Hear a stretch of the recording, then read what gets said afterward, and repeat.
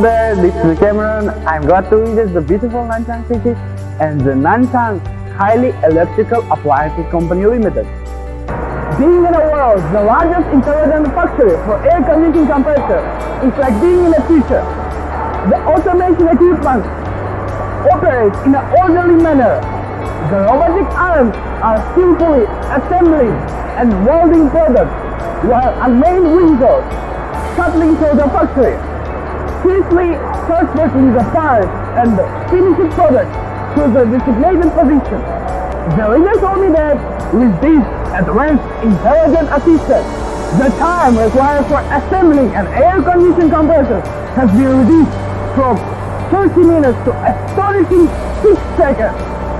The daily average production capacity has reached as high as 74,000 units. This is truly phenomenal achievement. I am deeply impressed by the manufacturing innovations in Nanchang.